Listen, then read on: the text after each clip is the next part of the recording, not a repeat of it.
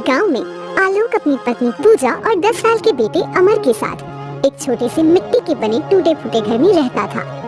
आलोक बहुत ही गरीब था। वो सारा दिन जंगल में जाकर लकड़ियां काटता था और उन्हें गांव में बेचकर अपना और अपने परिवार का गुजारा करता था। इन दिनों कड़ी गर्मी पड़ रही थी।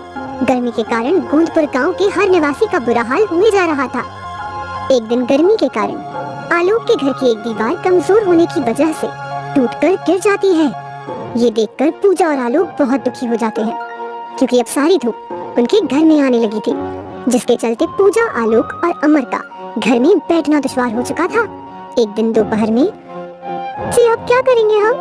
हमारे घर की दीवार तो पूरी टूट चुकी है और पूरे घर में धूप आ रही है। हाँ पिताजी, घर में तो एक पल भी बैठा नहीं जा रहा। एक काम करते हैं, आज हम तीनों मिलकर ये दीवार फिर से बना लेते हैं। मिट्टी की दीवार कब तक बनाते रहेंगे हम? वो हर 2 महीने के अंदर गिर जाती है और हमारा ये घर भी कितना कमजोर हो चुका है, पता नहीं ये कब गिर जाए। तो क्या करें पूजा, दीवार तो बनानी ही होगी ना, वरना ऐसे गर्मी में कैसे रहेंगे हम? दिन में गर्मी, रात में गर्मी, ऐसे तो हम तीनों बीमार हो जाएंगे। पिताजी, मेरा दोस्त पीयूष है ना, उसके पिताजी ने घास का घर बनाया है और वो उसी में रहते हैं। यहाँ तक कि उन्होंने घास के तिनके से 4 घर बनाए हैं। एक घर में वो रहते हैं और बाकी के घर उन्होंने किराए से दे दिए हैं। घर के साथ साथ उनकी कमाई भी होती है। हम भी ऐसा कुछ करते हैं ना। और मैंने सुना है धूप में घास के ऊपर पानी डालने से वो घास एकदम ठंडी हो जाती है, जिसकी वजह से उस घास के घर के अंदर बहुत ठंडा लगता है।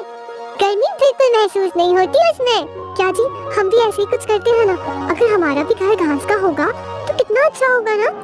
और घास के लिए हमें कौन से पैसे देने होंगे? वो तो जंगल में ऐसे ही मिल जाती है। घास का घर कैसे बना सकते हैं हम? पिताजी, मैं आपको बताऊंगा कैसे बनाना है घर। चलिए, पहले हमें जंगल में जाकर घास ढूंढनी होगी।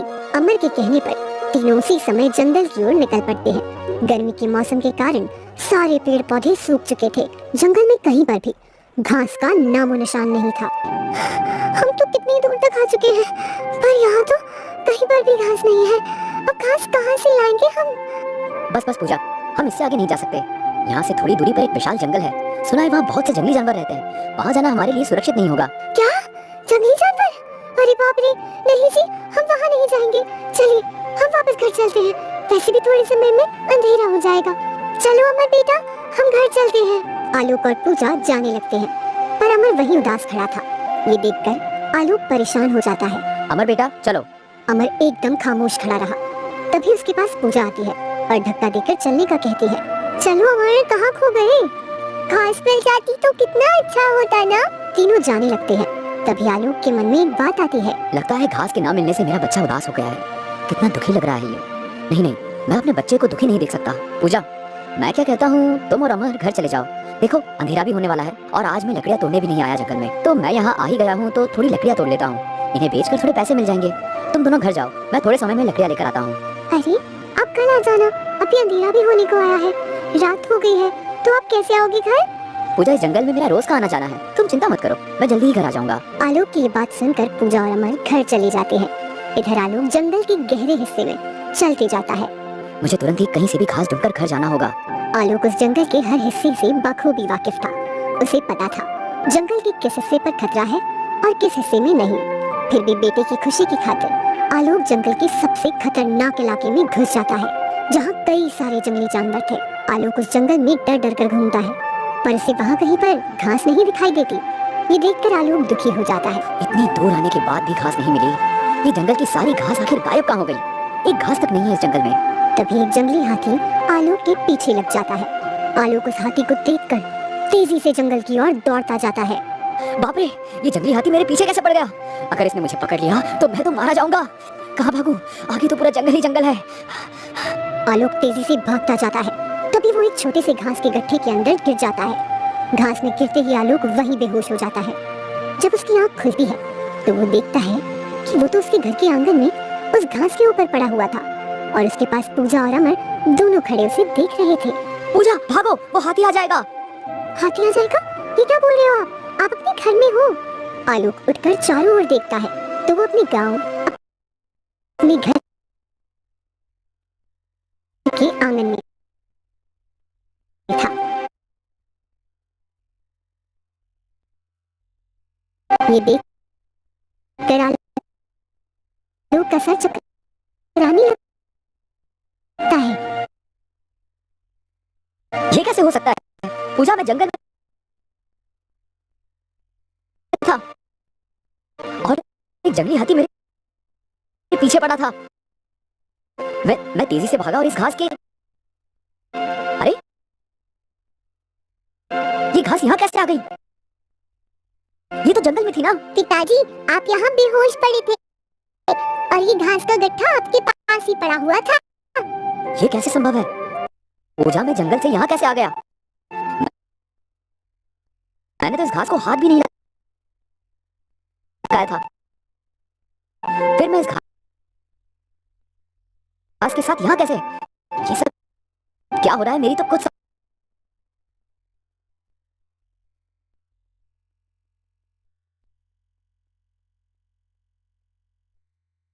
समझ में नहीं आ रहा है। थकान के कारण आपको कुछ समझा नहीं होगा और यहाँ आकर आप बेहोश हो गए होंगे और आपने ये सपना देखा होगा। चलिए अब अंदर हाथ मुंह धो लीजिए, थोड़ा अच्छा लगेगा आपको। पिताजी, इतनी सी घास से घर कैसे बनेगा? ये तो बहुत ही कम घास है। बेटा, अभी तुम्हारे पिताजी बहुत थके हुए हैं, इस बारे में बाद में बात करते हैं। चलो इस घास को अंदर लेकर चलो। तीनों अंदर चले जाते हैं और सो जाते हैं। देखते ही देखते सवेरा हो जाता है। तीनों जब अपने घर में देखते हैं तो वो छोटी सी घास पूरा घर भर कर घास हो गई थी। घर भर कर घास देखकर तीनों के होश उड़ जाते हैं।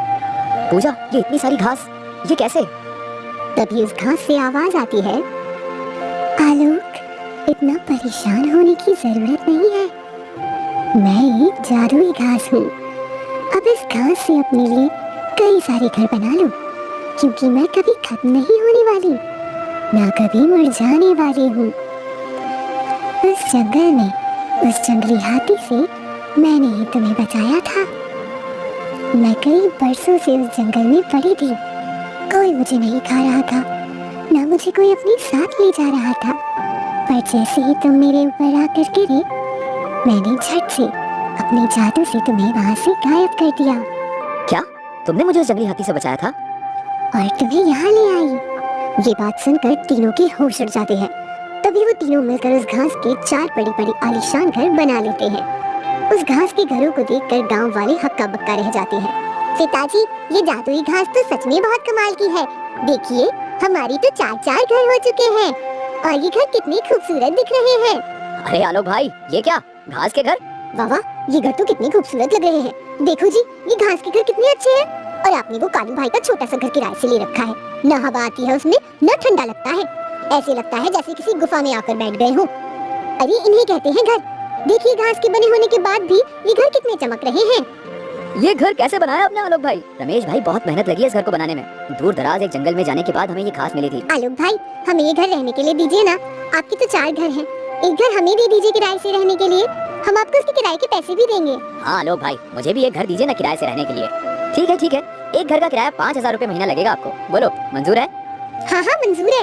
अब आलोक, तरुण, सविता, रमेश और एक गांव के व्यक्ति को अपने 3 जादुई घास से बने घर किराए से दे देता है। जिसके बाद वो तीनों परिवार आलोक के उन तीनों घरों में रहने लगते हैं। एक दिन रात में, देखा पिताजी, इसे कहते हैं दिमाग। मैंने आपको घास के घर बनाने का उपाय बताया और देखिए, हमारे 4 घर बन चुके हैं और इसमें 3 घर किराए से भी दे दिए हैं हमने। जी, अब तो हमारी सारी परेशानी दूर हो जाएगी। 15,000 रुपए महीना हमें घर के किराए का मिल रहा है। अब तो हमें कमाने की जरूरत ही नहीं है। अब तो हमारे पास पैसा ही पैसा आएगा। पूजा, अभी तो कुछ नहीं, अभी आगे आगे देखो, मैं इन जादुई घास से कई सारे घर बना लूंगा और कई सारे लोगों को अपने घर किराए से देकर हम तीनों आराम से बैठकर अपना जीवन बिताएंगे। देखते ही देखते कई दिन गुजर जाते हैं। आलोक अपनी जादुई घास से गांव में कई सारे घास के आलीशान घर बना लेता है और कई गांव वालों को वो घर किराए से देकर आराम से अपने परिवार के साथ अपना जीवन बिताने लगता है। बारिश, तूफान, आंधी से उन जादुई घास के घरों को कोई फर्क नहीं पड़ता था, क्योंकि वे घर एक जादुई घास के बने थे। यही चमत्कार देखकर सब गांव वाले हैरान थे। अब कुछ ही महीनों में आलोक उस गांव का सबसे अमीर आदमी बन जाता है। जिसके बाद आलोक, पूजा और अमर तीनों अपने हर ऐशो आराम और सपने को पूरा करने लगते हैं।